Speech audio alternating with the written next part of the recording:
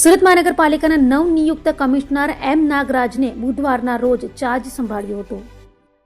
ગુજરાત સરકાર દ્વારા હાલમાં સુરત મહાનગરપાલિકાના કમિશનરની બદલીનો ઓર્ડર કર્યો હતો. સુરત મનપા કમિશનર શાલિની અગ્રવાલની જગ્યાએ એમ નાગરાજને નિયુક્ત કરાયા હતા, જેને લઈ આજે બુધવારના રોજ નવનિયુક્ત કમિશનર એમ નાગરાજને કમિશનર તરીકેનો ચાર્જ સંભાળ્યો હતો. તો ડ્રેનેજ, પાણી, રોડ રસ્તા, ઇન્ફ્રાસ્ટ્રક્ચર વિકાસના કાર્યોને વધુ વેગ આપવામાં આવશે તેમ નવનિયુક્ત કમિશનરે જણાવ્યું હતું.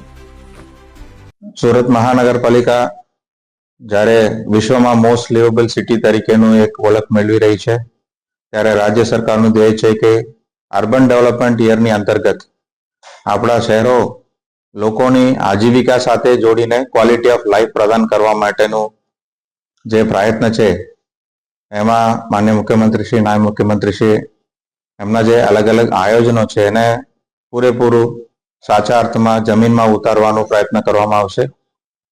પોલિટિકલ વિંગ અને વહીવટી પાંખ બંનેના સમન્વય રાખીને એફિશિયન્સી સાથે સુદૃઢ કામ થાય અને સમયસર થાય એના માટે હું પ્રયત્ન કરીશ અને લોકોની અપેક્ષાઓને વાચા આપવા માટે પૂરેપૂરું પ્રયત્ન કરવાનું.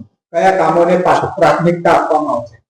લોકોની મૂળભૂત સુવિધા છે પાણી, ગટર લાઇન, ડ્રેનેજ અને જે સોસાયટીના અંતર્ગત પણ જે વ્યવસ્થાઓ ઊભું કરવાનું છે અને સામાન્ય જનમાનસને જે વ્યવસ્થા કરવાની છે એને પ્રાથમિકતા આપવામાં આવશે.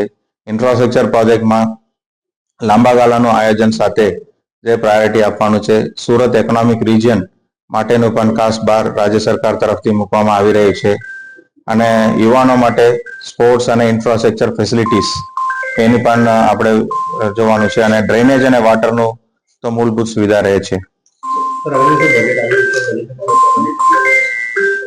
બજેટ માટે અત્યારે તૈયારીઓ પૂરે જોશ ઉપર ચાલી રહ્યું છે અને એમાં અધિકારીઓ અને પદાધિકારીઓ સાથે બેસીને ટૂંક સમયમાં એનું જે રૂપ છે એનું આકલન કરવામાં આવે અને ઝડપથી એનું જે ડિસિઝન્સ છે એ લઈને આપણે આગળ વધવાનો પ્રયત્ન કરીશું.